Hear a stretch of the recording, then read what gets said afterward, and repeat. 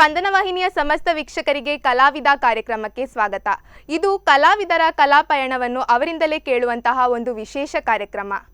ಇವತ್ತು ನಮ್ಮ ಜೊತೆಗಿದ್ದಾರೆ ಕಿರುತೆರೆ ಹಾಗೂ ರಂಗಭೂಮಿ ಕಲಾವಿದರಾದ ಶ್ರೀಯುತ ಶಶಿರಾಜ್ ಆಚಾರ್ಯ ಪಡುಕುತ್ಯಾರ್. ಬನ್ನಿ ಅವರನ್ನು ನಮ್ಮ ಈ ಒಂದು ಕಾರ್ಯಕ್ರಮಕ್ಕೆ ಸ್ವಾಗತಿಸೋಣ. ಕಾರ್ಯಕ್ರಮಕ್ಕೆ ಸ್ವಾಗತ. ಧನ್ಯವಾದ. ಓಕೆ, ಮೊದಲನೇದಾಗಿ ನಾನು ಕೇಳುವುದಂತ ಹೇಳಿದರೆ, ರಂಗಭೂಮಿಗೆ ನಿಮ್ಮ ಪ್ರವೇಶ ಹೇಗಾಯಿತು ಅಂತ? ಅದೊಂದು ಅನ್ಎಕ್ಸ್ಪೆಕ್ಟೆಡ್ ಆಗಿ ಬಂದಿದೆ. ನಾನಂದರೆ ಈ ಉಡುಪಿಯಲ್ಲಿರುವ ಒಂದು ಆಭರಣ ಜ್ಯುವೆಲ್ಲರ್ಸ್ ಇದರಲ್ಲಿ ಕೆಲಸ ಮಾಡ್ತಿದ್ದೇನೆ. ಅಲ್ಲಿ ಒಬ್ಬರು ಕಲಾವಿದರಿದ್ದರು, ಅಂದರೆ ಗಣೇಶ್ ಆಚಾರ್ಯ ಅಂತ, ನನ್ನ ಮೊದಲ ಗುರು. ಅವರು ಈ ವಾರಕ್ಕೊಮ್ಮೆ ಶನಿವಾರ ಆದಿತ್ಯವಾರ ಅವರಿಗೆ ವೀಕ್ಲಿ ಅವರಿಗೆ ನಾಟಕ ಇರ್ತದೆ. ಅವ್ರು ಯಾವಾಗ ಸಹ ಬರುವಾಗ ಬ್ಯಾಗ್ ಎಲ್ಲ ಎತ್ಕೊಂಡು ಬಂತಾರೆ. ಕೆಲಸ ಆದ ಕೂಡಲೇ ರಾತ್ರಿಗೆ ನಾಟಕ ಹೋಗ್ತಾರೆ. ಹಾಗೆ ಒಂದು ದಿವಸ ಅವರೊಟ್ಟಿಗೆ ನಾನು ಒಂದು ದಿವಸ ಹೋದೆ, ನೋಡಿದೆ. ಅದೇ ನನಗೆ ನಾಟಕ ನೋಡಿ ನೋಡಿ ಅದೇ ಒಂದು ಥರ ಹವ್ಯಾಸದಾಗೆ ಆಯಿತು. ಮತ್ತು ಮಾಡಬೇಕು ಅಂತ ಅನಿಸಿತು. ಅಂದರೆ ಈ ವೇದಿಕೆಯಲ್ಲಿ ನೋಡುವಾಗ, ಈ ಜನರ ಚಪ್ಪಾಳೆ ಎಲ್ಲ ನೋಡುವಾಗ ಅದೊಂಥರ ನನಗೆ ಹುಮ್ಮಸ್ಸು ಕೊಡ್ತು. ಅದಕ್ಕೆ ಅವ್ರ ಹತ್ರ ಒಂದು ದಿವಸ ಕೇಳಿದೆ, ನಾನು ನಾಟಕ ಮಾಡ್ಬೋದಾ ಅಂತ. ಆಯಿತು ನೋಡುವ ಅಂತ ಹೇಳಿದರು. ಒಂದು ಸಣ್ಣ ರೋಲನ್ನು ಕೊಟ್ಟಿದ್ದರು ನನಗೆ. ಅದು ಯಾವಾಗ ಸಹ ಮರೆಯುವುದಿಲ್ಲ. ಯಾಕಂದರೆ ಆ ವೇದಿಕೆಯಲ್ಲಿ ಹೋಗುವಾಗ ಮೊದಲು ತುಂಬ ನಡುಕ, ನನಗೆ ತುಂಬ ನಡುಕ ಆಯಿತು. ಅಂದರೆ ಫಸ್ಟ್ ಟೈಮ್ ಸ್ಟೇಜ್ ಹತ್ತುವಾಗ ತುಂಬ ನಡುಕ ಆಯಿತು. ಒಂದು ಸಣ್ಣ ಇದು ಒಂದು ವಾಕ್ಯ ಕೊಟ್ಟಿದ್ದರು ನನಗೆ, ಡೈಲಾಗ್ ಕೊಟ್ಟಿದ್ದರು ಹೇಳಲಿಕ್ಕೆ. ಅದನ್ನು ಹೇಳಲಿಕ್ಕೆ ತುಂಬ ಚಡಪಡಿಸ್ತಾ ಇದ್ದೆ ನಾನಲ್ಲಿ. ಒಟ್ಟು ಹೇಳಿ ಮುಗಿಸ್ಬೇಕು. ನರ್ವಸ್, ತುಂಬ ನರ್ವಸ್ ಅಂದರೆ ಅದು ಒಂದು 5 ನಿಮಿಷದಲ್ಲಿ ಮುಗಿಯುವಂಥದ್ದು, ಅದು 10 ನಿಮಿಷ ಆದರೂ ಸಹ ಮುಗಿತಾ ಇಲ್ಲ ನನ್ನ ಬಾಯಲ್ಲಿ, ಅದು ಬರ್ತಾನೇ ಇಲ್ಲ. ಅವರು ನನಗೆ ಗುರುಗಳು ಹೌದು, ಅಲ್ಲಿ ಡೈರೆಕ್ಷನ್ ಕೊಡ್ತಾ ಇದ್ರು ಅವರೇ. ವೇದಿಕೆಯಲ್ಲಿ ಅವರೊಟ್ಟಿಗೆ ಮಾತಾಡುವ ಒಂದು ಸೀನ್ ನನಗೆ. ಅವರು ನಿಧಾನವಾಗಿ ಹೇಳ್ತಾ ಇದ್ದಾರೆ, ಆಯ್ಜಿಡ ಪೋ ಮಾರೆ, ಪೋ ಹೇಳ್ತಾ ಇದ್ದಾರೆ. ನನಗೆ ಏನು ಮಾಡ್ಬೇಕಂತ ಗೊತ್ತಿಲ್ಲ. ಅಂದರೆ ಪೋ ಹೇಳಿದರೆ ಅವರಿಗೆ ಬೇಸರ ಆಗ್ತದೆ ಅಂತ. ಆದರೆ ಸಹ ನನ್ನ ಡೈಲಾಗ್ ಹೇಳಿ ಹೋದದ್ದು ನಾನು. ಅಲ್ಲಿಂದ ನಂದು ಜರ್ನಿ ಸ್ಟಾರ್ಟ್ ಆಗಿದೆ. ಅದು ಏಪ ಬರ್ಪರ್ ಅಂತ ಕಾಪು ಕಾಳಿಕಾಂಬ ದೇವಸ್ಥಾನದಲ್ಲಿ ಮಾಡಿದ ನನ್ನ ಪ್ರಥಮ ನಾಟಕ. ಹೌದು. ಸೊ ನಾಟಕದಲ್ಲಿ ನಿಮಗೆ ನಾಟಕ ಕ್ಷೇತ್ರಕ್ಕೆ ಬರೋದಕ್ಕಿಂತ ಮೊದಲು ನಿಮ್ಗೆ ಯಾರಾದರೂ ಸ್ಫೂರ್ತಿ ಅಂತ ಇದ್ರ? ಅವರನ್ನು ನೋಡಿ ನೀವು ಹೀಗೆ ನಾನು ನಾಟಕ ಕ್ಷೇತ್ರಕ್ಕೆ ಬರಬೇಕು ಅಂತ ಅನ್ಕೊಂಡ್ರಾ? ನನಗೆ ಅಂದರೆ ಇವರು ಅರವಿಂದ್ ಬೋಳಾರ್ ಸರ್, ಅವ್ರದ್ದು ತುಂಬ ಅವ್ರ ಫೇವ್ರೇಟ್, ನನ್ನ ತುಂಬ ಫೇವ್ರೇಟ್ ಆ್ಯಕ್ಟರ್ ಅವರು. ಅಂದರೆ ಅವ್ರದ್ದು ಕಾಪಿಕಾಡ್ ಸರ್ನವ್ರದ್ದು ಎಲ್ಲ ನಾಟಕ ಎಲ್ಲ ನೋಡ್ತಿದ್ದೆ.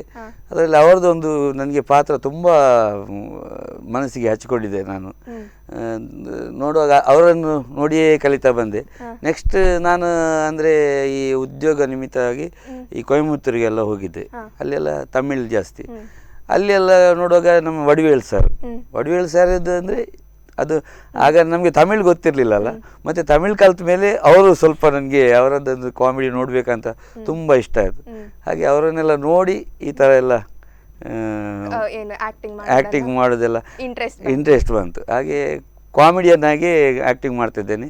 ನನಗೆ ಅಂದರೆ ನನ್ನ ಒಂದು ಪ್ರತಿಭೆಯನ್ನು ಗುರುತಿಸಿದ್ದು ಅದೇ ಗಣೇಶಾಚಾರ್ಯ ಗುರುಗಳು, ಮತ್ತು ವೆಂಕಟೇಶಾಚಾರ್ಯ ಕುತ್ಪಾಡಿ ಅಂತ. ಅವರಿಗೆ ಈ ಗಾಯತ್ರಿ ಕಲ್ಯಾಣ ಮಂಟಪದಲ್ಲಿ ವರ್ಷಕ್ಕೊಮ್ಮೆ ವಾರ್ಷಿಕೋತ್ಸವ ಆಗ್ತದೆ. ಆಗ ನನ್ನನ್ನು ಕರೆದು ಏನಾದರೂ ನಾಟಕ ಮಾಡುವನ ಕೇಳ್ತಾ ಇದ್ರು. ಆಯಿತು ಮಾಡುವ ಅಂತ ಹೇಳಿದೆ. ಗಣೇಶಾಚಾರ್ಯರು ನಮಗೆ ಸಪೋರ್ಟ್ ಇದ್ದರು. ಹಾಗೆ ಅದನ್ನೇ ಕಂಟಿನ್ಯೂ ಮಾಡ್ತಾ ಇದ್ದೆವು. ಹಾಗೆ ಒಂದು ದಿವಸ ಏನಾಯ್ತು ಅಂದರೆ, ಇವರು ಗಣೇಶಾಚಾರ್ಯ ಅವರು ಸ್ವಲ್ಪ ಉಡುಪಿ ಬಿಟ್ಟು ಬಾಂಬೆಗೆ ಹಾಗೆಲ್ಲ ಕೆಲಸ ನಿಮಿತ್ತ ಎಲ್ಲ ಹೋಗಿದ್ದರು. ಆ ಟೈಮಲ್ಲಿ ಏನಾಯ್ತು ಅಂದರೆ, ಮತ್ತೆ ಊರಿಗೆ ಬರುವಾಗ ನಮ್ಮ ಇವರು ಏನು ಅಭಿನಯ ಕಲಾವಿದರು ಅವರೊಂದು ತಂಡ ಮಾಡುವ ಒಂದು ಯೋಜನೆಯಲ್ಲಿದ್ದರು. ಅವರು ಆಗಲೇ ಬಲ್ಲೆ ತೆಲಿಪಲ್ಲೆ ಎಲ್ಲ ಮಾಡಿ ಸ್ವಲ್ಪ ಹೆಸರೆಲ್ಲ ಗಳಿಸಿದರು. ಆಗ ಒಂದು ತಂಡ ಮಾಡುವ ಅಂತ ಅವರು ಒಂದು ಉತ್ಸಾಹದಲ್ಲಿರುವಾಗ ನಮಗೆ ಪ್ರಸನ್ನಾಚಾರ್ಯ ಅಂತ ಮಂಚಿ ಅವರು ಅವ್ರ ಹತ್ರ ಕೇಳಿದ್ರಂತೆ, ಯಾರಾದರೂ ಆ್ಯಕ್ಟರ್ ಇದ್ದರೆ ಹೇಳಿ ಅಂತ. ಆಗ ಅವರು ನಮ್ಮ ಗಣೇಶಾಚಾರ್ಯ ಇದ್ದಾರೆ, ಅವರನ್ನು ಇದು ಮಾಡುವ ಬರ್ತಾರೆ, ಅವರು ಒಳ್ಳೆ ಆ್ಯಕ್ಟರ್ ಅಂತ ಹೇಳಿದ್ರಂತೆ. ಅದಕ್ಕೆ ಗಣೇಶಾಚಾರ್ಯ ಹತ್ರ ಕೇಳುವಾಗ ಅವರು ಹೇಳಿದ್ರಂತೆ, ನನಗೆ ಫ್ಯಾಮಿಲಿ ಸಮಸ್ಯೆ, ಅಂದರೆ ಈಗ ಆಗೋದಿಲ್ಲ, ಕೆಲಸ ಎಲ್ಲ ತುಂಬ ಒತ್ತಡದಲ್ಲಿದ್ದೇನೆ, ನನ್ನೊಬ್ಬ ಶಿಷ್ಯ ಇದ್ದಾನೆ, ಅವನನ್ನು ಕಳಿಸ್ತೇನೆ ಅಂತ ಹೇಳಿದ್ರು. ನಿಮ್ಮನ್ನೇ ಬಯಸಿ ಬಂತು ಅದೇ ಅದೇ ಅಂದ್ರೆ ಅವರಿಗೆ ಬಂದ ಒಂದು ಅಪರ್ಚುನಿಟಿ ನನಗೆ ಕೊಟ್ಟರು ಅವರು. ಹಾಗೆ ಅವರನ್ನು ಮರೆಯುವ ಆಗಿಲ್ಲ.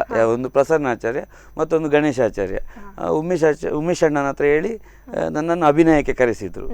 ಮತ್ತು ನನಗೆ ವಿಷಯ ಏನಂದರೆ ನಾಟಕ ರಂಗ ಅಂದರೆ ನಾನು ನಾಟಕ ಮೊದಲೆಲ್ಲ ನಾಟಕ ಮಾಡ್ತಿದ್ದೆ. ಈಗ ಅದೇ ವಾರ್ಷಿಕೋತ್ಸವಕ್ಕೆ ಹೋಗಿ ನಾಟಕ ಎಲ್ಲ ಮಾಡ್ತಿದ್ದೆ. ಆವಾಗ ನಾನು ಎಣಿಸ್ತಿದ್ದೆ ನಾನೊಬ್ಬ ದೊಡ್ಡ ಕಲಾವಿದನಾದೆ, ನನಗೆ ನಾಟಕ ಎಲ್ಲ ಮಾಡಿದ್ದೇನೆ, ಸುಮಾರು ನಾಟಕ ಮಾಡಿದ್ದೇನೆ, ಹಾಗೆಲ್ಲ ಒಂದು ಸ್ವಲ್ಪ ನಾನು ಸ್ಟೇಜಲ್ಲೆಲ್ಲ ಮಾಡಿದ್ದೇನೆ ಅಂತ. ಆದರೆ ಅಭಿನಯಕ್ಕೆ ಬಂದ ಮೇಲೆ ಗೊತ್ತಾದದ್ದು ನಾಟಕ ಅಂದರೆ ಏನು ಅಂತ. ನಾಟಕದಲ್ಲಿ ನಾವು ಈಗ ಸ್ಟೇಜಲ್ಲಿ ಡೈಲಾಗ್ ಬಾಯ್ಪಾಠ ಮಾಡಿ ಒಂದು ಡೈಲಾಗ್ ಹೇಳಿ ಹೋಗುದು ಅಲ್ಲ, ಅದಕ್ಕೊಂದು ಅಭಿನಯ ಬೇಕು, ಅದಕ್ಕೆ ಸ್ಟೆಪ್ಸ್ ಇರ್ತದೆ, ಹಾಗೆ ಎಕ್ಸ್ಪ್ರೆಷನ್ ಹೇಗೆ ಕೊಡಬೇಕು, ಮತ್ತೆ ಒಂದು ಮ್ಯೂಸಿಕ್. ಈಗ ನಾವು ಡೈಲಾಗ್ ಹೇಳಿದ ಕೂಡಲೇ ಈ ಮ್ಯೂಸಿಕ್ ಆದ ಕೂಡಲೇ ಮಾಡ್ಕೊಳ್ಬೇಕು. ಅಂದ್ರೆ ಜನರ ಒಂದು ಇದು ಇರ್ತದೆ. ಜನಗಳು ಕೇವಲ ನೀವು ಡೈಲಾಗ್ ಅನ್ನು ಹೇಳುದು ನೋಡುದಲ್ಲ, ಖಾಲಿ ನೀವು ಡೈಲಾಗ್ ಹೇಳಿದ್ರೆ ಮುಖದ ಭಾವನೆ ಏನು ಇಲ್ಲದಾದ್ರೆ ಅವರಿಗೆ ರೀಚ್ ಆಗುದಿಲ್ಲ. ಮತ್ತೆ ಏನಂದ್ರೆ ಅವ್ರು ನೆಗಾಡ್ತಾ ಇರ್ತಾರೆ, ನಾವು ಡೈಲಾಗ್ ಕೊಟ್ಟಾಗ ಅವ್ರು ನೆಗಾಡ್ತಾ ಇದ್ದಾರೆ, ಆಗ ನಾವು ಅದನ್ನು ಸ್ವಲ್ಪ ನಾವು ನಿಲ್ಲಿಸ್ಬೇಕು ಡೈಲಾಗ್ ಹೇಳುದನ್ನ. ಆ ಮ್ಯೂಸಿಕ್ ಅಲ್ಲಿ ಇರ್ತದೆ. ನೆಕ್ಸ್ಟ್ ನಾವು ಒಂದು ಡೈಲಾಗ್ ಹೇಳಿದ ಕೂಡಲೇ ಅವರು ನೆಗಾಡಿದ ಕೂಡಲೇ ನಾವು ಇನ್ನೊಂದು ಡೈಲಾಗ್ ಹೇಳಿದ್ರೆ ನಮ್ದು ಇನ್ನೊಂದು ಡೈಲಾಗ್ ಅವರಿಗೆ ರೀಚ್ ಆಗುದಿಲ್ಲ. ಇನ್ನೊಂದು ಡೈಲಾಗ್ ಮುಟ್ಟುವ ತನಕ ನಾವು ಸ್ವಲ್ಪ ಡೌನ್ ಅಲ್ಲಿ ಇರಬೇಕು, ಮತ್ತೆ ಪುನಃ ಸ್ಟಾರ್ಟ್ ಮಾಡಬೇಕು. ಇದನ್ನೆಲ್ಲ ನಮಗೆ ಕಲ್ತಿಕೊಟ್ಟದಂದ್ರೆ ಒಂದು ವಿಕ್ರಮ್ ಮಂಚಿ, ಮತ್ತೊಂದು ಕಾರ್ತಿಕ್ ಕಡೇಕರ್ ಸರ್. ಅಂದರೆ ಒಂದು ನಾಟಕ ಟೀಮನ್ನು ಹೇಗೆ ಮಾಡಬೇಕು, ಅದರಲ್ಲಿ ಕಲಾವಿದರನ್ನು ಹೇಗೆ ಉಳಿಸ್ಕೊಳ್ಬೇಕು, ಅವ್ರ ಹತ್ರ ಹೇಗೆ ಯಾವ ರೀತಿ ಇರಬೇಕಂದ್ರೆ ಅದು ಕಾರ್ತಿಕ್ ಸರ್ ಹತ್ರ ಕಲಿಬೇಕು. ಮತ್ತು ವಿಕ್ರಮ್ ಸರ್ ಅಂದರೆ ಹೇಗೆ ಅಂದರೆ ಅವರು ಎಷ್ಟೋ ನಾಟಕಗಳೆಲ್ಲ ಬರೆದಿದ್ದಾರೆ, ಎಷ್ಟೋ ಸ್ಕಿಟ್ಗಳನ್ನೆಲ್ಲ ಬರೆದಿದ್ದಾರೆ. ಆದರೆ ಒಂದು ಚೂರು ಅವರ ತಲೆಯಲ್ಲಿ ನಾನು ಇಂಥ ಒಬ್ಬ ಇದು ಅವರನ್ನು ನೋಡಿ ನಾನು ಕಲ್ತಿದ್ದೇನೆ. ಯಾಕಂದರೆ ಇವತ್ತು ನಾಟಕ ರಂಗದಲ್ಲಿ ಇಷ್ಟು ಸಣ್ಣ ಮಕ್ಕಳು ಬಂದರು ನಮ್ಗೆ ಏನಾದರೂ ಸಜೆಷನ್ ಕೊಟ್ಟರೆ ಅದು ಸರಿ ಇತ್ತಂದರೆ ಅದನ್ನು ನಾವು ತಗೊಳ್ಬೇಕು. ಅದು ಹಾಗೆ ಎಲ್ಲ ಮಾಡಬಾರ್ದು. ಯಾಕಂತ ಹೇಳಿದ್ರೆ ಸೂಕ್ಷ್ಮವಾಗಿ, ಯಾಕಂದ್ರೆ ದೊಡ್ಡವರಿಗಿಂತ ಜಾಸ್ತಿ ಮಕ್ಕಳು ಸೂಕ್ಷ್ಮವಾಗಿ ಇದು ಮಾಡ್ತಾರೆ. ಅಂದರೆ ಈಗ ನನಗೆ ಅಂದರೆ ಈಗ ಒಂದು ಖುಷಿ ಆಗ್ತದೆ. ನಾವು ಈಗ ಶಾಂಭವಿ ನಾಟಕ ಮಾಡ್ತಾ ಇದ್ದೇವೆ. ನಾನು ಶಾಂಭವಿ ನಾಟಕದ ಬಗ್ಗೆ ತುಂಬ ನಮಗೆ ನಾವು ಒಂದು 7-8 ವರ್ಷದಿಂದ ಈ ನಾಟಕ ಮಾಡ್ತಾ ಇದ್ದೇವೆ ಅಭಿನಯ ಕಲಾವಿದರಲ್ಲಿ. ಅಷ್ಟು ನಾಟಕ ಮಾಡಿದ ಪರಿಶ್ರಮ ಇದರಲ್ಲಿ ನಮಗೆ ಸಿಕ್ಕಿದೆ, ಪರಿಶ್ರಮದ ಫಲ ನಮ್ಗೆ ಇದರಲ್ಲಿ ಸಿಕ್ಕಿದೆ. ಅದು ಹೇಳಿ ಶಾಂಭವಿ ನಾಟಕ 50ಕ್ಕೂ ಹೆಚ್ಚು ಪ್ರದರ್ಶನಗಳನ್ನು ಕಂಡಿದೆ. ಈ ಬಗ್ಗೆ ನಿಮ್ಮ ಅನಿಸಿಕೆ ಏನು? ತುಂಬಾ ಖುಷಿ ಆಗ್ತಿದೆ ನನಗೆ. ಯಾಕಂದ್ರೆ ನಾವು ಪ್ರಾರಂಭದಲ್ಲಿ ನೀವು ಅನ್ಕೊಂಡ್ರೆ ನಮ್ಗೆ ತುಂಬಾ ಹೆದರಿಕೆ ಆಗ್ತಿತ್ತು. ನಾವು ಹೇಳ್ತಾ ಇದ್ದೇವೆ ಏನಂದ್ರೆ ಈ ನಾಟಕ ಒಂದಾ ಸಕ್ಸಸ್ ಆಗ್ತದೆ, ಇಲ್ಲದ್ರೆ ಕೆಳಗೆ ಬೀಳ್ತದೆ. ಎರಡರಲ್ಲಿ ಒಂದು ಅಂದ್ರೆ ಸಕ್ಸಸ್ ಆದ್ರೆ ಫುಲ್ ಸಕ್ಸಸ್ ಆಗುತ್ತೆ, ಇಲ್ಲಾಂದ್ರೆ ಬಿದ್ದು ಬಿಡುತ್ತೆ. ಆ ಥರ ಹಾಗೆ ನನಗೆ ಅಂದರೆ ನಾನು ಫಸ್ಟ್ ಒಂದು ನಾಟಕ ಮಾಡೋದಾದ್ರೆ ವೇದಿಕೆಯಲ್ಲಿ ಹೇಗೆ ಬರ್ತೇನೆ ಅದು 100ನೇ ಪ್ರದರ್ಶನ ಆಗುವಾಗ ಸಹ ಅದೇ ರೀತಿಯಲ್ಲಿ ಬರ್ತೇನೆ. ಯಾಕಂದರೆ ನನ್ನ ಗಣೇಶಾಚಾರ್ಯ ಗುರುಗಳು ನನಗೆ ಫಸ್ಟ್ ಹೇಳಿದ ಕಿವಿ ಮಾತು ಅದೇ, ನೀನು 1 ನಾಟಕ ಮಾಡು, 100 ನಾಟಕ ಮಾಡು, ಆದರೆ ನೀನು ಕಲಾವಿದನಾಗಿ ಯಾವ ರೀತಿ ಫಸ್ಟ್ ನಾಟಕ ಮಾಡಿದೆಯೋ ಅದೇ ಹೆದರಿಕೆ, ಅದೇ ಹುಮ್ಮಸ್ಸು, ಅದೇ ಹೆದರಿಕೆ ಬೇಕು ನಿನಗೆ. ಯಾಕಂದರೆ ಕಾನ್ಫಿಡೆನ್ಸ್ ಇರಬೇಕು, ಓವರ್ ಕಾನ್ಫಿಡೆನ್ಸ್ ಮಾಡಬೇಡ ಯಾವಾಗ ಸಹ. ಯಾಕಂದರೆ ನೀನು ಓವರ್ ಕಾನ್ಫಿಡೆನ್ಸ್ ಮಾಡಿದ ಕೂಡಲೇ ನೀನು ಸ್ಟೇಜಿಗೆ ಹೋಗುವಾಗ ನಿನಗೆ ಯಾವುದು ಬರುವುದಿಲ್ಲ, ನಿನಗೆ ನೆನಪಾಗೋದಿಲ್ಲ. ಹಾಗೆ 100 ನಾಟಕ ಮಾಡಿದೆ ಅಂತ ತಲೆಯಲ್ಲಿ ಇಟ್ಕೊಳ್ಬೇಡ. ಈಗ ನಮ್ಮ ಟೀಮಲ್ಲಿ ಸಹ ಹೇಳೋದು ಅದನ್ನೇ, ಯಾವುದು ಈಗ ಶಾಂಭವಿ ಸಕ್ಸಸ್ ಆಯಿತು ಅದರಲ್ಲಿ ನಾವು ತಲೆಯಲ್ಲಿ ಇಟ್ಕೊಳ್ಬಾರ್ದು. ಇನ್ನು ನೆಕ್ಸ್ಟ್ ನಮಗೆ ಅಂದರೆ ಇದು ಸಕ್ಸಸ್ ಆಗಿದೆ, ಆದರೆ ನೆಕ್ಸ್ಟ್ ಜನಗಳು ನಮ್ಮನ್ನು ಮಸ್ತು ಎಕ್ಸ್ಪೆಕ್ಟ್ ಮಾಡ್ತಾ ಇರ್ತಾರೆ, ಇನ್ನೂ ಜಾಸ್ತಿ ಬರ್ತದೆ ಅಂತ. ನಮ್ಗೆ ಇನ್ನೂ ಹೆದರಿಕೆ, ಇನ್ನು ಹೇಗೆ ಕೊಡಬೇಕು. ಶಾಂಭವಿ ತುಂಬಾ ಸಕ್ಸಸ್ ಆಗಿದೆ, ಇನ್ನೇನು ಮಾಡ್ಬೋದು, ಮಾಡಬೇಕು ಅಂತ ಒಂದು ನಿರೀಕ್ಷೆಯಲ್ಲಿ ಇರ್ತಾರೆ ಜನಗಳು. ಹೌದು, ಅಂದ್ರೆ ನಮ್ಗೆ ಖುಷಿ ಆಗ್ತದೆ. ಅಂದ್ರೆ ಹೇಗೆ ಅಂದ್ರೆ ಈ ಕೆಲವು ಮಕ್ಕಳ ತಾಯಂದ್ರೆ ನನ್ನ ಹತ್ರ ಹೇಳ್ತಾರೆ ಏನಂದ್ರೆ ಈ ಮಕ್ಕಳನ್ನು ಕರ್ಕೊಂಡು ಬರ್ತಾರಂತೆ, ಶಾಂಭವಿ ತೂ ಮಾರೆ ಅಂತ ಮಕ್ಕಳು ಬರ್ತಾರಂತೆ. ಮಕ್ಕಳು ಬಂದು ಈ ಮಕ್ಕಳದ್ದು ಡ್ಯಾನ್ಸ್ ಆಗೋ ತನಕ ಮಲಗಿರ್ತಾರೆ. ನಾಟಕ ಸ್ಟಾರ್ಟ್ ಆದ ಕೂಡಲೇ ಅವರನ್ನು ಎಬ್ಬಿಸಿ ನೋಡುವಾಗ ಮಕ್ಕಳು ನಾಟಕ ಮುಗಿಯೋ ತನಕ ಕುತ್ಕೊಳ್ತಾರಂತೆ. ಇಷ್ಟರವರೆಗೆ ಮಕ್ಕಳು ಅಂತ ನಾಟಕ ನೋಡ್ಲಿಲ್ಲ ಅಂತ ಹೇಳ್ತಾರೆ. ಅದೊಂದು ನಮ್ಗೆ ಖುಷಿ ಆಗ್ತಿದೆ. ಅಂದ್ರೆ ತುಂಬಾ ಕಷ್ಟಪಟ್ಟಿದ್ದೇವೆ. ನಮ್ದು ಇದು ಈ ಮ್ಯೂಸಿಕ್ನವರು, ಸೌಂಡ್ಸ್ನವರು, ಮತ್ತೆ ನಮ್ಮ ಸೆಟ್ಟಿಂಗ್ ವರ್ಕರ್ಸ್ ಎಲ್ಲ ತುಂಬಾ ಶ್ರಮ ಪಟ್ಟಿದ್ದಾರೆ. ಅಂತ ಹೇಳಿದ್ರೆ ಅಂದ್ರೆ ಅದು ಶೂಟಿಂಗ್ ತರ ಒಂದಿಷ್ಟು ಗಂಟೆಗಳ ಕಾಲ ಅಲ್ಲಿ ಮುಗಿತದೆ ಅಂತ ಹೇಳಲಿಕ್ಕಿಲ್ಲ. ಏನಿಲ್ಲ. ನಾಟಕ ಅನ್ನೋದು ಕಂಟಿನ್ಯೂಸ್ ಪ್ರಾಸೆಸ್. ಅದು ಇವತ್ತಿದ್ರೆ ಪುನಃ ನಾಳೆ ಇರ್ತದೆ, ಅದು ಎಷ್ಟು ಗಂಟೆ, 12 ಗಂಟೆ, 1 ಗಂಟೆ ಆತರ ಆಗ್ತದೆ ಅಲ್ವಾ. ಆಗ ನೀವು ಹೇಗೆ ಟೈಮ್ ಮ್ಯಾನೇಜ್ ಮಾಡ್ತೀರಿ? ಅಂದ್ರೆ ಪ್ರತಿದಿನ ನಿಮ್ಗೆ ನಾಟಕದ ಶೋ ಬುಕ್ ಆಗಿರ್ತದೆ. ಈಗ ಫಾರ್ ಎಕ್ಸಾಂಪಲ್ ಶಾಂಭವಿದೆ, ಕಂಟಿನ್ಯೂಸ್ ಶೋಸ್ ಉಂಟು. ಏನು ಮಾಡುವಾಗಿಲ್ಲ, ಅಂದ್ರೆ ನಮ್ಗೆ ನಾವು ಅದಕ್ಕೆಲ್ಲ ತಯಾರಾಗಿ ಇರ್ತೇವೆ. ಯಾಕಂದ್ರೆ ಒಂದು ನಾಟಕ ಅಂದ ಕೂಡಲೇ ನಮ್ಮ ಈ ಕಾರ್ತಿಕ್ ಸರ್ ಹೇಳ್ತಾರೆ, ಒಂದು ನಾಟಕ ಯಾರಾದ್ರೂ ಬುಕ್ ಮಾಡಿದ ಕೂಡಲೇ ಅವರಿಗೆ ನಾವು ಎಷ್ಟು ಒಳ್ಳೆ ರೀತಿಯಲ್ಲಿ ಕೊಡ್ತೇವೆ ಅಷ್ಟು ಒಳ್ಳೇದು. ಯಾಕಂದ್ರೆ ಅವರೆಲ್ಲ ಏನೇನೋ ಕಲೆಕ್ಷನ್ ಮಾಡಿ ಅಲ್ಲಿ ಇಲ್ಲೆಲ್ಲ ಮಾಡಿ ನಮ್ಮನ್ನ ಒಂದು ಸಂಘ ಸಂಸ್ಥೆಯವರು ನಮಗೆ ನಾಟಕ ಕೊಡುವುದು ಅದು ನಮಗೆ ಪ್ರೋತ್ಸಾಹ ಕೊಟ್ಟಾಗಿ. ಅದನ್ನು ನಾವು ಅವರಿಗೆ ಬೇಸರ ಮಾಡಿಸಬಾರ್ದು. ಯಾವ ಟೈಮಿಗಾದ್ರೆ ಸಹ ನೀವು 3 ಗಂಟೆ ರಾತ್ರಿಗೆ ನಾಟಕ ಶುರುವಾದ್ರೆ ಸಹ 8 ಗಂಟೆಗೆ ಶುರುವಾದಾಗೆ ನಾವು ಅಷ್ಟು ಇದರಲ್ಲಿರ್ಬೇಕು, ಹುಮ್ಮಸ್ಸಲ್ಲಿರ್ಬೇಕು, ಜೋಶ್ ಲೆವೆಲ್ ಮೇಂಟೈನ್ ಮಾಡಬೇಕು. ಅದು ಹೇಳ್ತಾ ಇರ್ತಾರೆ ಯಾವಾಗ ಸಹ. ನಮ್ಗೆ ಅದೇ ಒಂದು ಹೆದರಿಕೆ ಇರ್ತದೆ, ಏನಾದ್ರೂ ನಾಟಕ ಮಾಡುವಾಗ ತುಂಬಾ ಯಾವ್ದಾದ್ರು ಒಂದು ನಾಟಕ ನಮ್ಗೆ ಮತ್ತೆ ಯಶಸ್ವಿ ಪ್ರದರ್ಶನ ಕಂಡಾಗ ಇನ್ನೂ ಮತ್ತೆ ಚೆನ್ನಾಗಿ ಮಾಡ್ಬೇಕು, ಇನ್ನೊಂದು ಪ್ರದರ್ಶನದಲ್ಲಿ ಪುನಃ ಚೆನ್ನಾಗಿ ಮಾಡ್ಬೇಕು ಅಂತ ಆ ಒಂದು ಹುಮ್ಮಸ್ಸು ತನ್ನಷ್ಟಕ್ಕೆ ಬಂದ್ಬಿಡ್ತದೆ. ಮತ್ತೆ ಕಲಾವಿದರಿಗೆ ನಾನೊಂದು ಹೇಳುವುದೇನಂದ್ರೆ, ಕಲಾವಿದರಿಗೆ ಈ ಜನಗಳ ಚಪ್ಪಾಳೆ ಶೀಲೆ ಉಂಟಲ್ಲ, ಅದೇ ಪ್ರಶಸ್ತಿ ದೊಡ್ಡ, ಅದಕ್ಕಿಂತ ದೊಡ್ಡ ಪ್ರಶಸ್ತಿಯೇ ಇಲ್ಲ.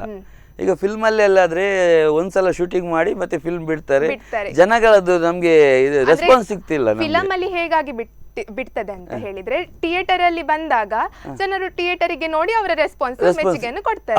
ಬಟ್ ಈ ನಾಟಕದಲ್ಲಿ ಅಂತ ಹೇಳಿದ್ರೆ ಲೈವ್ ಅಲ್ಲಿ ಇಂಟರಾಕ್ಷನ್ ಸಿಗ್ತದೆ. ಹೌದೌದು, ಅದು ನಮ್ಗೆ ಅಂದ್ರೆ ಫಸ್ಟ್ ಸೀನ್ ಅಲ್ಲಿ ಗೊತ್ತಾಗುತ್ತೆ ಜನಗಳು ಯಾವ ರೀತಿ ನಮ್ಗೆ ರೆಸ್ಪೆಕ್ಟ್ ಕೊಡ್ತಾರೆ ಅಂತ.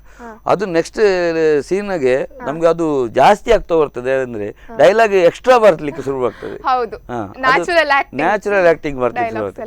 ಮತ್ತೆ ನಾನು ಸಂಘ ಸಂಸ್ಥೆಗಳಲ್ಲಿ ಹೇಳ್ತೇನೆ, ಯಾಕಂದ್ರೆ ಈಗ ಈ ಭಾಷಣ ಎಲ್ಲ ಇರ್ತದೆ, ತುಂಬಾ ಭಾಷಣ ಇರ್ತದೆ. ಅಂದ್ರೆ ಹೇಳ್ತಾರೆ, ಒಳ್ಳೊಳ್ಳೆ ವಿಷಯಗಳನ್ನು ಹೇಳ್ತಾರೆ, ಜನಗಳಿಗೆ ಹೇಳ್ತಾರೆ. ಆದ್ರೆ ನಮ್ಗೆ ಕಲಾವಿದರಿಗೆ ಏನಾಗ್ತದೆ ಅಂದ್ರೆ, ಈ ಕೆಲವು ಕಡೆ ನಾವು ಅತಿಥಿಗಳಿಗೆ ಬರ್ದಿರ್ತಾರೆ, ಅವರು ಬೇರೆ ಬೇರೆ ಈ ಸಂಘ ಸಂಸ್ಥೆಗಳಲ್ಲಿ ಸಹ ಬಂದಿರ್ತಾರೆ. ನಮ್ಗೆ ಅದನ್ನೇ ಕೇಳಿ ಇರ್ತೇವೆ ನಾವು ಅವರ ಭಾಷಣಗಳೆಲ್ಲ. ಅಂದ್ರೆ ಆದಷ್ಟು ಬೇಗ ಶುರು ಮಾಡಿದ್ರೆ ಕಲಾವಿದರಿಗೆ ಒಳ್ಳೆಯದು. ಯಾಕಂದ್ರೆ ಈಗ ಕಲೆಯನ್ನೇ ನಂಬಿಕೊಂಡು ಯಾರು ಇರುವುದಿಲ್ಲ, ಕೆಲಸವೂ ಇರ್ತದೆ ಪ್ರವೃತ್ತಿಯಾಗಿ. ಹೌದೌದು. ಅಂದ್ರೆ ಮರುದಿವಸ ನಮ್ಗೆ ತುಂಬಾ ಒತ್ತಡಗಳು ಇರುತ್ತವೆ. ಹಾಗಾದ್ರೆ ಸ್ವಲ್ಪ ಟೈಮ್ ಅನ್ನು ಸ್ವಲ್ಪ ಸೇವ್ ಮಾಡಿ ಸ್ಟಾರ್ಟ್ ಮಾಡಿದ್ರೆ ನಮ್ಗೆ ಒಳ್ಳೇದಂತ ನಾನು ಈ ಮೂಲಕ ಹೇಳ್ತೇನೆ.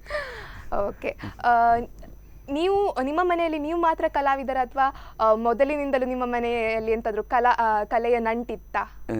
ಹಾಗೆ ನನ್ಗೆ ಗೊತ್ತಿದ್ದಾಗೆ ಇಲ್ಲ, ಹಾಗೆ ಯಾರು ಇಲ್ಲ ನಮ್ಮ ಇದರಲ್ಲಿ, ಹಾಗೆ ಯಾರು ಇಲ್ಲ.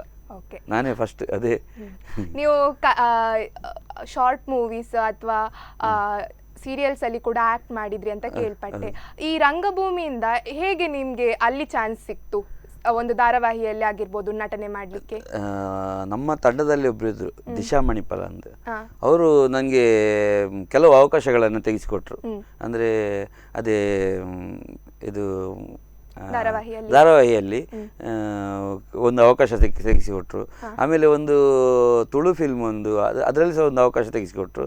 ಅದು ಅಂದ್ರೆ ರಿಲೀಸ್ ಆಗಲಿಲ್ಲ. ರಿಲೀಸ್ ಅಂದ್ರೆ ಅದು ಇದಕ್ಕೆ ಶಾರ್ಟ್ ಮೂವಿ ತರ ಮಾಡಿದ್ದಾರೆ, ಅದರಲ್ಲಿ ಅವಕಾಶಗಳು. ಮತ್ತೆ ಇತ್ತೀಚೆಗೆ ನನಗೆ ಈ ಕರುಣಾಕರಾಚಾರ್ಯ ಉದ್ಯಾವರ ಅವರು ಗೌಜಿ ಗಮ್ಮತ್ ಅಂತ ಹೊಸ ಫಿಲ್ಮ್ ನಾಡ್ದು 14ಕ್ಕೆ ಬರ್ತಾ ಇದ್ದಾರೆ. ಅದೇ ತುಳುನಾಡಿನ ಎಲ್ಲ ಜನತೆಗೆ ಹೇಳ್ತಾ ಇದ್ದೇನೆ, 14 ತಾರೀಕಿಗೆ ಎಲ್ಲ ಥಿಯೇಟ್ರಿಗೆ ಹೋಗಿ ನಮ್ಮ ಫಿಲ್ಮ್ಗೆ ಒಂದು ಸಪೋರ್ಟ್ ಮಾಡಿ. ನನಗೆ ಒಂದು ಗೌಜಿ ಗಮ್ಮತ್ ಅಂತ, ಅದರಲ್ಲಿ ನಾಯಕ ನಟನಾಗಿ ಅವರೇ ಕರುಣಾಕರಾಚಾರ್ಯ ಇದ್ದಾರೆ.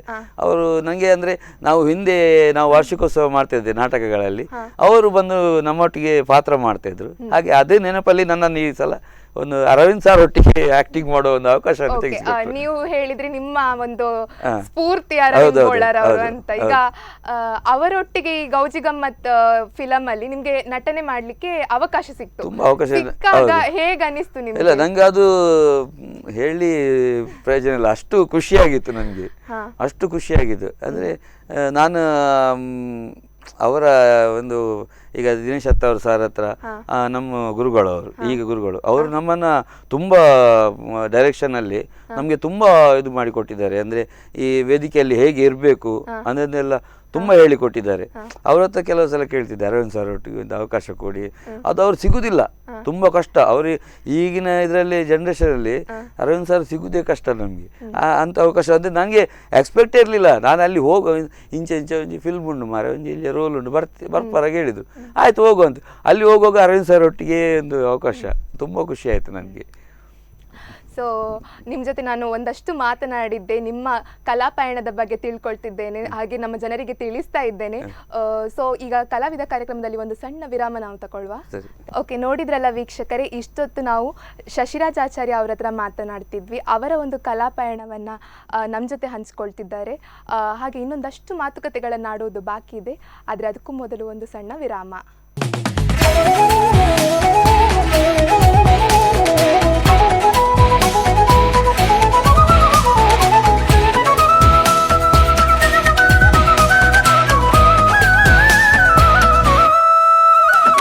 ವಿರಾಮದ ನಂತರ ಮತ್ತೆ ಕಲಾವಿದ ಕಾರ್ಯಕ್ರಮಕ್ಕೆ ಸ್ವಾಗತ.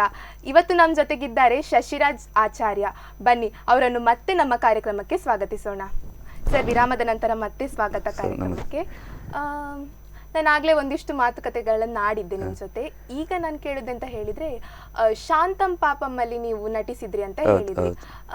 ಈ ಆಪರ್ಚುನಿಟಿ ನಿಮ್ಗೆ ಹೇಗೆ ಸಿಕ್ತು? ಅದು ಅದೇ ದಿಶಾ ಮಣಿಪಾಲ್ ಅವರಿದ್ದಾರಲ್ಲ, ಅವರು ಅವಕಾಶ ಕೊಟ್ಟಿದ್ದು. ಅದರಲ್ಲಿ ಅಂದರೆ ನಮ್ಮ ಸಿ.ಕೆ. ಸರ್ ಅವರೆಲ್ಲ ಇದ್ದರು. ಅಂದರೆ ಅದು ಸಹ ಹೀಗೆ ಕರೆದ್ರು, ಒಂದು ಸೀರಿಯಲ್ ಉಂಟು ಬರ್ತೀರಾ ಅಂತ. ಅಲ್ಲಿ ಹೋದ್ಮೇಲೆ ಗೊತ್ತು ಅದು ಶಾಂತಂಬಪ್ಪ ಅಂತ. ಅದು ಮಂಗಳೂರಲ್ಲಿ ಶೂಟಿಂಗ್ ಆದದ್ದು. ಹೌದು. ಆಮೇಲೆ ಈ ಶಾಂತಂ ಪಾಪಂ ಹಾಗೂ ನೀವೇನು ನಾಟಕ ಮಾಡ್ತೀರಾ, ಇದಕ್ಕೂ ಎಂತ ಡಿಫ್ರೆನ್ಸ್ ಉಂಟು? ನಿಮ್ಗೆ ಎಂತ ಡಿಫ್ರೆನ್ಸ್ ಕಾಣಿತು? ಡಿಫ್ರೆನ್ಸ್ ಅಂದರೆ, ಈಗ ಒಂದು ಕ್ಯಾಮರಾದ ಮುಂದೆ ಆ್ಯಕ್ಟಿಂಗ್ ಮಾಡುವಾಗ ತಪ್ಪಾದರೆ ನಿಲ್ಲಿಸ್ಬೋದು, ಸರಿ ಮಾಡಿಸ್ಬೋದು. ಮತ್ತೆ ಅದರಲ್ಲಿ ನಾಟಕದಲ್ಲಿ ಹಾಗೆ ಆಗೋದಿಲ್ಲ. ತುಂಬ ಕಷ್ಟ ಇದೆ ನಾಟಕ ಮಾಡೋದು. ಈ ಫಿಲ್ಮ್ ಮಾಡೋದಕ್ಕಿಂತ ತುಂಬ ಕಷ್ಟ ಅದು. ಅಂದರೆ ಲೈವ್ ಆಗಿ ಕೊಡ್ತಾ ಇರಬೇಕಲ್ಲ, ಅಷ್ಟೇ ಡಿಫ್ರೆನ್ಸ್ ಅಷ್ಟೇ, ಮತ್ತೆ ಏನಿಲ್ಲ. ಹಾಗೆ ಮತ್ತೆ ನಿಮ್ಗೆ ಈ ನಟನೆ ಬಿಟ್ಟು ಇನ್ನಿತರ ಎಂತಾದ್ರೂ ಹವ್ಯಾಸಗಳುಂಟಾ? ಹವ್ಯಾಸ ಅಂದರೆ ನನಗೆ ಯಕ್ಷಗಾನ ಭಾಗವತಿಗೆ ತುಂಬ ಇಷ್ಟ. ಆದರೆ ನನಗೆ ಅದೊಂದು ಒಂಥರ ಅಗ್ನಿ ಪರೀಕ್ಷೆಯಾಗಿ ಅದು ನನಗೆ ಕಲೀಲಿಕ್ಕೆ ಆಗ್ತಾ ಇಲ್ಲ. ಇಲ್ಲ, ಕಲೀಲಿಲ್ಲ ನಾನು. ಅಂದ್ರೆ ಸ್ವತಃ ನಾನು ಅದು ಹೇಗೆ ನಾನು ನೋಡ್ತಾ ಇರ್ತೇನೆ ಯಾವಾಗ ಸಹ ಈ ಯೂಟ್ಯೂಬಲ್ಲಿ ನೋಡೋದೇ ಅದನ್ನು ನಾನು. ಯಕ್ಷಗಾನ ಅಂದರೆ ಇದೇ ಭಾಗವತಿಗೆ ಕೇಳೋದು ಅದೆಲ್ಲ ತುಂಬ ಇಷ್ಟ ನನಗೆ. ಇದು ರಾಘವೇಂದ್ರಾಚಾರ್ಯ ಜನ್ಸಲೆ ಮತ್ತು ಇವರು ಸತೀಶ್ ಪಟ್ಲ ಅವ್ರದ್ದೆಲ್ಲ ಭಾಗವತಿ ಕೇಳೋದಂದ್ರೆ ತುಂಬ ಇಷ್ಟ ನನಗೆ. ಟೋಟಲಾಗಿ ತುಂಬ ಇಷ್ಟ. ಮತ್ತು ಯಕ್ಷಗಾನದಲ್ಲಿ ನಮಗೆ ಹಾಸ್ಯ ಕಲಾವಿದರಾಗಿ ಇವರು ಸುಂದರ್ ಬಗ್ಗಾಡಿ ಅಂತ, ಅವ್ರದ್ದು ಹಾಸ್ಯ ಕೇಳ್ತಾ ಇರ್ತೇನೆ, ನನಗೆ ತುಂಬ ಇಷ್ಟ. ಮತ್ತು ನನಗೆ ಹಾಡೋದಂದರೆ ತುಂಬ ಇಷ್ಟ. ಸಣ್ಣದಿಂದ ನಾವು ನಮ್ಮ ಮನೆ ಹತ್ರ ಭಜನಾ ಮಂದಿರ ಇದೆ, ದುರ್ಗಾದೇವಿ ಭಜನಾ ಮಂದಿರ. ಅಲ್ಲಿ ನಾನು ಭಜನೆ ಹೇಳ್ತೇನೆ. ಶುಕ್ರವಾರ ಭಜನೆ ಹೇಳೋದು ನಾನು, ನನ್ನ ಅಕ್ಕ, ನಾವು ಭಜನೆ ಹೇಳ್ತಾ ಇರ್ತೇವೆ. ಅದೇ ಒಂದು ಹವ್ಯಾಸದಲ್ಲಿ ಈ ಸಂಗೀತ ಲೋಕಕ್ಕೆ ನನ್ನನ್ನು ಕರ್ಕೊಂಡೋಯ್ತು. ಹಾಗೇ ಈಗ ನಾನು ಈ ಶಾಲೆಯಲ್ಲೆಲ್ಲ ಕಾಂಪಿಟೇಷನಲ್ಲಿ ವಿನ್ ಆಗಿದ್ದೇನೆ ಕೆಲವು ಸಲ ಸಂಗೀತ ಹೇಳಿ. ಮತ್ತು ಈಗ ಒಂದು ಸಿಂಚನ ಮೆಲೋಡಿಸ್ ಅಂತ ಆರ್ಕೆಸ್ಟ್ರಾ ಟೀಮು ನಮ್ಮ ಒಂದು ಉಮೇಶ್ ಭಾವ ಅಂತ ಅವರು ಮಾಡಿದ್ದಾರೆ. ಅದರಲ್ಲಿ ಒಂದು ಹವ್ಯಾಸ ಆಗಿ ಹಾಡಾಡ್ತಾ ಇದ್ದೆ. ಹಾಗೆ ನಮಗೋಸ್ಕರ ಯಾವುದಾದ್ರೂ ಒಂದು ಹಾಡು ಹಾಡ್ಬೋದಾ ನೀವು? ಹಾಡ್ಬೋದು. ಇದು ನನಗೆ ಸಿ ಅಶ್ವಥ್ ಅವರ ಸಾಂಗ್ ತುಂಬ ಇಷ್ಟ ನನಗೆ. ಅದು ಸಂಗೀತ ಕ್ಷೇತ್ರದಲ್ಲಿ ನಿಮಗೆ ಸಿ ಅಶ್ವಥ್ ಅವರು ತುಂಬ ಇಷ್ಟ. ಸಿ ಅಶ್ವಥ್ ಅಂದರೆ ತುಂಬ ಇಷ್ಟ ನನಗೆ. ಮತ್ತು ಇವರು ಪ್ರಕಾಶ್ ಹೌದೌದೌದು, ಅವರು ತುಂಬ ಇಷ್ಟ ನನಗೆ. ಅಶ್ವಥ್ ಅವ್ರದ್ದು ಇದು ಸಾಂಗ್ ಯಾವುದಂದ್ರೆ ವಿಜಯ್ ಪ್ರಕಾಶ್ ಸರ್ ತುಂಬ ಇಷ್ಟ ನನಗೆ. ಅದೇ ಇವ್ರದ್ದು ಅಶ್ವಥ್ ಅವ್ರದ್ದು ಹೇಳ್ತೇನೆ.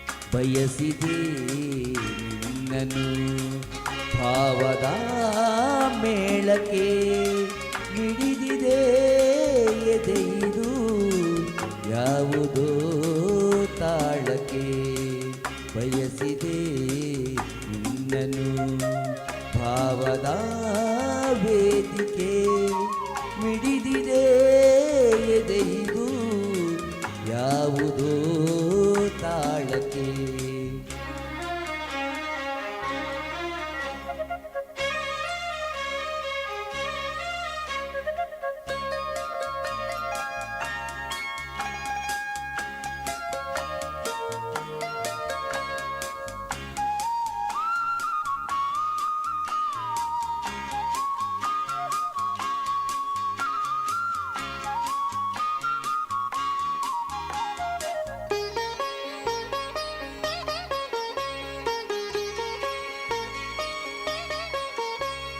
ನೆರಳಿಳಿದ ಹಾದಿಯಲಿ ಜೀವದ ಬಂಡಿ ಸಾಗಿದೆ ಮರದ ಕರೆಯಿಂದ ಬಣ್ಣದ ಹೂವು ತೂಗಿದೆ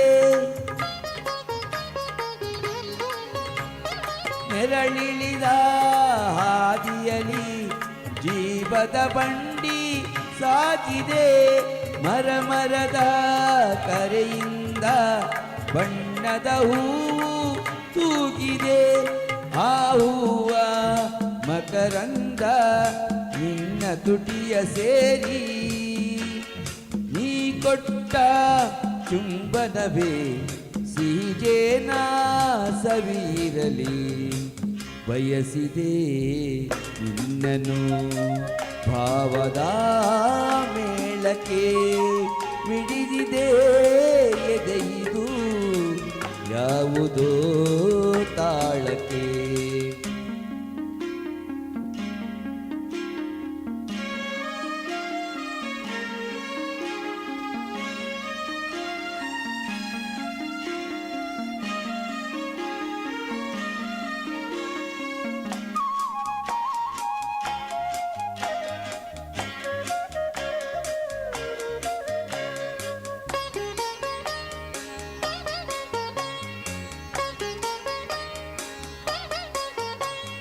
ಸಾಲ್ಮರದ ರೆಂಬೆಯಲ್ಲಿ ಹಕ್ಕಿಗಳ ಗೂಡಿದೆ ತೂಗಾಡು ಗೂಡಿನಲ್ಲಿ ಜೋಗುಳದ ಹಾಡಿದೆ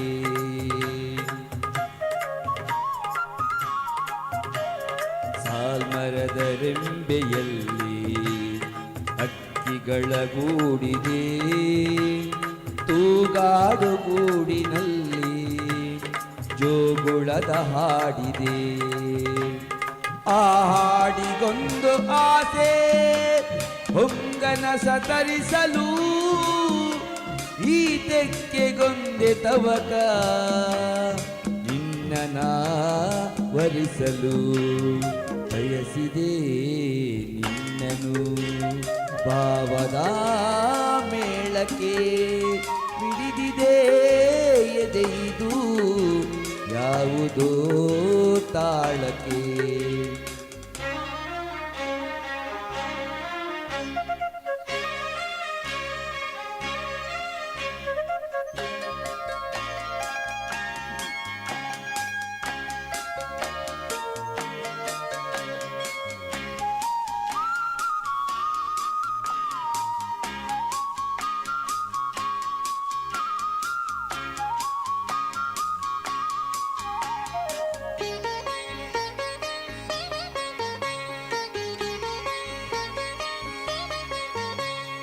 ഇരുളിರುವ ದಾರಿಯಲಿ ಬಂಡಿಯು ಕುಲುಕದೆ ಸಾಗಲಿ ಮರಮರದ ಸೂರಿಂದ ದಾರಿಯ ದೀಪ ತೂಗಲಿ ഇരുಳಿರುವ ದಾರಿಯಲಿ ಬಂಡಿಯು ಕುಲುಕದೆ ಸಾಗಲಿ ಬಾಂದಳದ ಸೂರಿಂದ ದಾರಿಯ ದೀಪ ತೂಗಲಿ ಆ ಬೆಳಕು ತೋರಿರಲು ನಿನ್ನ ಕಣ್ಣ ಹರಳು ನಮ್ಮೊಡನೆ ಈ ಹೊತ್ತು ಜಗವೆಲ್ಲ ಸಾಗಿರಲು ಬಯಸಿದೆ ನಿನ್ನನು ಭಾವದ ಮೇಳಕ್ಕೆ ಮಿಡಿದಿದೆ ಎದೆಯಿದು ಯಾವುದೋ ತಾಳಕ್ಕೆ ಬಯಸಿದೆ ನಿನ್ನನು ಭಾವದ ವೇದಿಕೆ ಮಿಡಿದಿದೆ ಎದೆಯಿದು ಯಾವುದೋ ತಾಳಕ್ಕೆ. ನಿಮ್ಮ ಫ್ಯಾಮಿಲಿ ಬಗ್ಗೆ, ನಿಮ್ಮ ಮನೆಯಲ್ಲಿ ಯಾರ್ಯಾರಿರೋದು ಅಂತ? ನಮ್ಮ ಫ್ಯಾಮಿಲಿ ಅಂದರೆ ನಾನು, ಅಮ್ಮ, ಹೆಂಡತಿ, ಇಬ್ಬರು ಮಕ್ಕಳು. ನಿಮ್ಮ ಮಕ್ಕಳಿಗೂ ಕೂಡ ಹೀಗೆ ಅಭಿನಯ ಕ್ಷೇತ್ರದಲ್ಲಿ ಎಂತಾದ್ರೂ ಇಂಟ್ರೆಸ್ಟ್ ಉಂಟಾ? ಅದು ಅಂದರೆ ನನಗೆ ಫಸ್ಟಿಗೆ ಗೊತ್ತಾಗಿರಲಿಲ್ಲ. ಅದೇ ಇತ್ತೀಚೆಗೆ ನಾನು ನಾಟಕಕ್ಕೆ ಹೋಗುವಾಗ ನನ್ನ ಎರಡನೇ ಮಗ ಸಣ್ಣವನನ್ನು ಮೊನ್ನೆ ಕರ್ಕೊಂಡು ಹೋಗಿತ್ತು. ಫಸ್ಟಿಗೆ ಹೋಗುವಾಗ ಅವನು ನಾನು ಬರೋದಿಲ್ಲ, ನನಗೆ ನಿದ್ದೆ ಬರ್ತದೆ ಹೇಳಿದ. ಮತ್ತು ತಂಗಿ ಮನೆಯಲ್ಲಿ ಬಿಟ್ಟು ಹೋಗಿದ್ದೇವೆ ನಾವು. ನೆಕ್ಸ್ಟ್ ಹೋಗುವಾಗ ನಾನು ಸಹ ಬರ್ತೇನೆ ಹೇಳಿದ.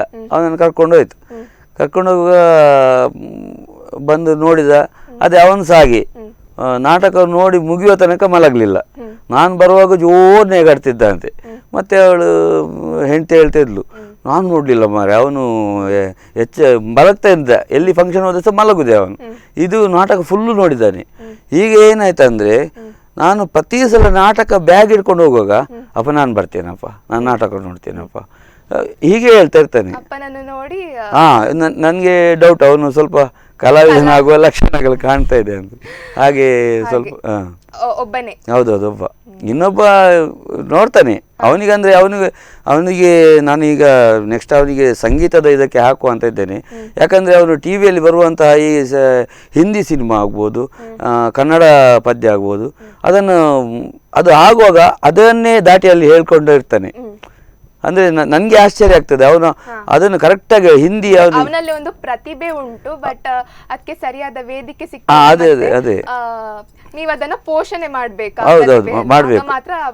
ಅಂದ್ರೆ ಅವನಿಗೆ ಈಗ ಸ್ವಲ್ಪ ಈಗ ಸಣ್ಣ ಏಜ್ ಅಲ್ಲ, ಸ್ವಲ್ಪ ನಾಚಿಕೆ ಜಾಸ್ತಿ. ನಾನು ಕೆಲವು ಸಲ ಹೇಳಿದೆ ಒಂದು ಪದ್ಯ ಹೇಳು ಮಾರೆ, ಇಲ್ಲ ಅವನು ಹೇಳಲಿಕ್ಕೆ ಇದು ಮಾಡುದಿಲ್ಲ, ಇನ್ನೂ ಸ್ವಲ್ಪ ಜಾಸ್ತಿ. ಹೇಗಂದ್ರೆ ಮನೆಯಲ್ಲಿ ಪೇರೆಂಟ್ಸ್ ಎದುರಿಗೆ ಹೇಳಲಿಕ್ಕೆ ಸ್ವಲ್ಪ ಹಿಂಜರಿ. ಹೌದೌದು, ಅಲ್ಲ ನಮ್ಮ ಎದುರು ಹೇಳ್ತಾನೆ.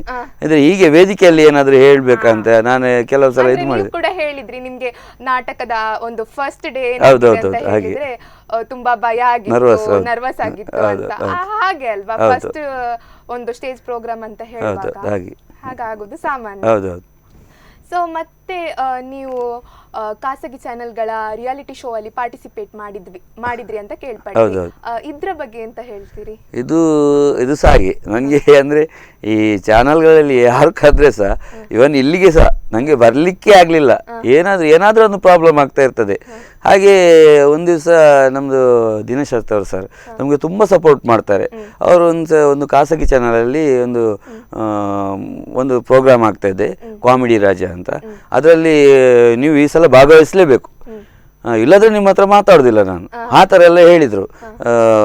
ನಿಮ್ಮ ಪ್ರತಿಭೆಯನ್ನು ನೀವು ತೋರಿಸಲೇಬೇಕು ಅಂತ ಹೇಳಿದರು. ಅದಕ್ಕೆ ನಾನು ಇಲ್ಲ ಸರ್, ಅದಕ್ಕಿಂತ ಮುಂಚೆ ನನಗೆ ಒಂದು ಧಾರಾವಾಹಿಯಲ್ಲಿ ಅವಕಾಶ ಕೊಟ್ಟಿದ್ರು ಅವರು. ಆ ಟೈಮಲ್ಲಿ ನನಗೆ ಏನೋ ಗೊತ್ತಿಲ್ಲ, 4 ಗಂಟೆಗೆ ಕಾರಿದೆ. 4 ಗಂಟೆಗೆ ನಾನು ಮತ್ತೆ ರಾಕೇಶ್ ಕಡ್ಪಡಿ, ವಿಕ್ರಮ್ ಮಂಚಿ, ಇವರು 3 ಜನನ ಕರೆದಿದ್ರು ಬರ್ಬೇಕಂತ. ಅದು ಸಹ ಅರವಿಂದ್ ಸರ್ ಒಟ್ಟಿಗೆ. ಅವತ್ತು ನಾನು ತುಂಬಾ ಎಕ್ಸೈಟ್ ಆಗಿದ್ದೆ. ಅಂದ್ರೆ ಅವ್ರು ಹೇಳಿದ್ರು ಅರವಿಂದ್ ಸರ್ ಒಟ್ಟಿಗೆ ಅಂತ. ಹೌದು, ಹೇಳಿದ್ರು. ಅದು ಅವತ್ತು ನನಗೆ ಗೊತ್ತಿತ್ತು ಅವರೊಟ್ಟಿಗೆ ಅವಕಾಶ ಅಂತ. ನನಗೆ ಆ ದಿವಸ ಇವ್ರ ಹತ್ರ ಎಲ್ಲ ಹೇಳಿ ಆಗಿದೆ, ನಾನು 4 ಗಂಟೆಗೆ ನಾನು ರೆಡಿ ಇರ್ತೇನೆ, ಉಚ್ಚಿಲದಲ್ಲಿ ರೆಡಿ ಇರ್ತೇನೆ, ನೀವು ಆನ್ ದ ವೇ ಬರುವಾಗ ನಾವು ಹೋಗುವ ಅಂತ ಹೇಳಿದ್ದೆ. ಆಯ್ತಂತ ಹೇಳಿದರು. ಅವತ್ತು ನನಗೆ ಸಂಜೆ ಶುರುವಾದ ಕೆಮ್ಮು ಬೆಳಿಗ್ಗೆ ತನಕ 4 ಗಂಟೆ ತನಕ ಕೆಮ್ಮೆ. ಮನೆಯಲ್ಲಿ ಯಾರೂ ಮಲಗಲಿಲ್ಲ. 4 ಗಂಟೆಗೆ ಇವ್ರು ಫೋನ್ ಮಾಡ್ತಿದ್ದಾರೆ, ನನಗೆ ಹೋಗ್ಲಿಕ್ಕೆ ಆಗ್ತಾ ಇಲ್ಲ.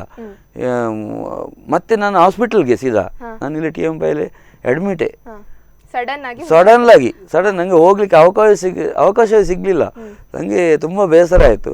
ಅದೇ ದಿನೇಶ್ ಸರ್ ಮಾತ್ರ ತುಂಬ ಸಿಟ್ಟಾಗಿದ್ರು. ಅವತ್ತು ನನಗೆ ಫೋನ್ ಮಾಡಿದೆ, ನಿಮಗೆ ಅವಕಾಶ ಕೊಟ್ಟೆ, ಅದನ್ನು ಇದು ಮಾಡಲಿಲ್ಲ ಹಾಗೆ ಅಂತ.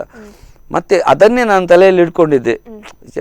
ಒಂದಲ್ಲ ಒಂದು ದಿವಸ ಅವರಿಗೆ ಅವ್ರು ಏನಾದರೂ ಅವಕಾಶ ಕೊಟ್ಟರೆ ಬಿಡಬಾರ್ದು, ಇನ್ನು ಎಷ್ಟೇ ಕಷ್ಟ ಆಗಲಿ ಬಿಡಬಾರ್ದು ಅಂತ ಇದೊಂದು ಅವಕಾಶ ಕೊಟ್ಟರು ಅವರು. ಅದೇ ಖಾಸಗಿ ಚಾನಲಲ್ಲಿ ಒಂದು ಕಾಮಿಡಿ ರಾಜ್ಯ ಕಾರ್ಯಕ್ರಮ ಇದೆ, ನೀವು ಹೋಗಲೇಬೇಕಂತ ಆ ದಿವಸ ಆಯಿತು, ನಾನು ಬರ್ತೇನೆ ಅಂತ ಡೇಟ್ ಎಲ್ಲ ಹೇಳಿದ್ದಾರೆ, ಆ ದಿವಸ ಖಂಡಿತ ಬರ್ತೇನೆ ಅಂತ ಹೇಳಿದ್ದೇನೆ. ಆ ದಿವಸವೇ ನಮ್ಮದು ರಿಲೇಷನ್ ಅವ್ರದ್ದು ಮದುವೆ. ಮತ್ತೆ ತಪ್ಪಿ ಹೋಯ್ತು. ಅಲ್ಲಿ ಹೋಗಲೇಬೇಕು, ನನಗೆ ಮದುವೆ ಹೋಗಲೇಬೇಕು. ನಾನೀಗ ಹೆಂಡತಿ ಹತ್ರ ಹೇಳಿದೆ, ನನಗೆ ಹೆಂಡತಿ ಅಮ್ಮ ತುಂಬ ಸಪೋರ್ಟ್ ಮಾಡ್ತಾರೆ ಈ ಕಾರ್ಯಕ್ರಮಕ್ಕೆ. ಮೊದಲು ಬೈತಾ ಇದ್ರು, ನಿದ್ರೆ ಬಿಡ್ತಿ, ನಿಮಗೆ ಹುಷಾರಿಲ್ಲ, ಆರೋಗ್ಯ ಸಮಸ್ಯೆ ಆಗ್ತದೆ ಅಂತ ಹೇಳ್ತಿದ್ರು. ಆದರೆ ಇದರಲ್ಲಿ ಒಂದು ಸಪೋರ್ಟ್ ನಾನು ಅವ್ರ ಹತ್ರ ಹೇಳಿದೆ, ಹೀಗೆ ಹೋಗ್ತಾ ಇದ್ದೇನೆ ನಾನು, ನಿಮಗೆ ಯಾವಾಗ ಪ್ರೋಗ್ರಾಮ್ ಇಲ್ಲದಿದ್ದರೆ ನೀವು ಯಾವಾಗ ನೋಡಿದ್ರೆ ಬ್ಯುಸಿ ಅಂತ ಹೇಳ್ತಾ ಇದ್ಲು. ಮತ್ತು ನಾನು ಹೀಗೆ ವಿಷಯ ಹೇಳಿದೆ ಇವರದು, ಹಾಗಾದರೆ ನೀವು ಹೋಗಿ ಅಂತ ಹೇಳಿದರು. ಆ ಟೈಮಲ್ಲಿ ಸೀದಾ ಹೋದೆ, ನನ್ನದು ಗೃಹ ಪ್ರವೇಶ ಇತ್ತು ಆ ಟೈಮಲ್ಲೇ, ಹೊಸ ಮನೆ ಮಾಡಿದ್ದೇನೆ, ಅದರದ್ದು ಇನ್ವಿಟೇಷನ್ ಎಲ್ಲ ಕೊಡಲಿಕ್ಕಿತ್ತು, ಮದುವೆಗೆ ಬಂದವರಿಗೆಲ್ಲ ಕೊಡುವ ಅಂತ ಆ ಐಡಿಯಾದಲ್ಲಿದ್ದೆವು. ಮತ್ತೆ ಅವಳು ಡೇಟ್ ಕೊಟ್ಟದ್ದು ನೆನಪಾಯಿತು, ಅವಳ ಹತ್ರ ಹೇಳಿದ್ರು. ಮತ್ತೆ ಅವಳು ಹೇಳಿದರು, ನೀವು ಅಲ್ಲಿ ಬೇಗ ಬನ್ನಿ, ಮತ್ತು ಅಲ್ಲಿ ಏನೆಲ್ಲ ಕೆಲವು ಕಾರ್ಯಕ್ರಮ ಇದೆ ಅದನ್ನು ಮುಗಿಸಿ ಮತ್ತೆ ಹೋಗಿ ಅಂತ. ದಿನೇಶ್ ಅವರಿಗೆ ನಾನು ಫೋನ್ ಮಾಡಿದೆ, ಹೀಗೆ ನನಗೆ ಬರುವಾಗ ಲೇಟ್ ಆಗ್ತದೆ, ಆ ತೊಂದರೆ ಇಲ್ಲ, ನೀನು ಬನ್ನಿ, ನಾನು ಅಲ್ಲಿ ಮಾತಾಡ್ತೇನೆ ಹೇಳಿದರು. ಅಲ್ಲಿ ಒಂದು ಏನಾದರೂ ಮಾಡಿ ಕಷ್ಟಪಟ್ಟು ಹೋದೆ. ನೀವು ಬೈಕಲ್ಲಿ ಮಂಗಳೂರು ಹೋಗಿ ಆ ಕಾರ್ಯಕ್ರಮವನ್ನು ಕೊಟ್ಟೆ. ಅದರಲ್ಲಿ ಫಸ್ಟಲ್ಲಿ ನಾನು ಯಶಸ್ವಿ ಅಂದರೆ ಅವರಿಗೆ ತುಂಬ ಖುಷಿಯಾಗಿದೆ. ಅಲ್ಲಿ ಅವರಿಗೆ ಜಡ್ಜಸ್ ಎಲ್ಲ ತುಂಬ ಖುಷಿಯಾಗಿ, ನೀವು ಫೈನಲ್ವರೆಗೆ ನಮ್ಮೊಟ್ಟಿಗೆ ಬರಬೇಕಂತ ಹೇಳಿದೆ. ಈಗ ನಾಡ್ದು ಇದು ಏಪ್ರಿಲ್ 1ಗೆ ಸೆಮಿಫೈನಲ್, ನೆಕ್ಸ್ಟ್ ಫೈನಲ್, ಅಲ್ಲಿವರೆಗೆ ರೀಚ್ ಆಗಿದ್ದೇನೆ. ಈಗ ಯೂಟ್ಯೂಬಲ್ಲಿ ತುಂಬ ಜನಕ್ಕೆ ರೀಚ್ ಆಗಿದ್ದೇನೆ. ಇದೆಲ್ಲ ಅವರಿಗೆ ಒಂದು ಧನ್ಯವಾದ ಕೊಡ್ತೇನೆ ನಾನು, ನಮ್ಮದು ದಿನೇಶ್ ಸರಿಗೆ ಯಾವಾಗ ಸಹ ಚಿರಋಣಿ ನಾನು ಅವರಿಗೆ. ಹಾಗೆ ಸೊ ನಿಮ್ಮ ಹತ್ರ ಮಾತಾಡಿ ನನಗೆ ತುಂಬ ಖುಷಿ ಆಯಿತು. ನಿಮ್ಮ ಕಲಾ ಪಯಣವನ್ನು ನೀವು ನನ್ನ ಜೊತೆ ಹಂಚ್ಕೊಂಡ್ರಿ. ಹಾಗೆ ನಮ್ಮ ಸ್ಪಂದನ ವಾಹಿನಿಯ ಮೂಲಕ ನಿಮ್ಮ ಕಲಾ ಬದುಕಿಗೆ ಶುಭ ಹಾರೈಸ್ತೇನೆ. ಧನ್ಯವಾದಗಳು. ಓಕೆ, ಕಾರ್ಯಕ್ರಮಕ್ಕೆ ಬಂದಿದ್ದಕ್ಕೆ ಧನ್ಯವಾದಗಳು. ಧನ್ಯವಾದ. ಸೊ ನೋಡಿದ್ರಲ್ಲ ವೀಕ್ಷಕರೇ, ಇವತ್ತು ನಮ್ಮ ಜೊತೆಗಿದ್ದರು ಶಶಿರಾಜ್ ಆಚಾರ್ಯ ಪಡುಕುತ್ಯಾರ್. ಹಾಗೆ ಅವರು ತಮ್ಮ ಕಲಾ ಪಯಣವನ್ನು ನಮ್ಮ ಜೊತೆ ಹಂಚಿಕೊಂಡ್ರು. ಮತ್ತೆ ಮುಂದಿನ ವಾರ ಮತ್ತೊಬ್ಬರು ಹೊಸ ಕಲಾವಿದರೊಂದಿಗೆ ಈ ಸರಣಿ ಕಾರ್ಯಕ್ರಮದಲ್ಲಿ ನಾನು ನಿಮ್ಮ ಮುಂದೆ ಬರ್ತೇನೆ. ನಾನು ಅಂಕಿತಾ ಆಚಾರ್ಯ. ಅಲ್ಲಿವರೆಗೆ ನೋಡ್ತಾ ಇರಿ ಸ್ಪಂದನ.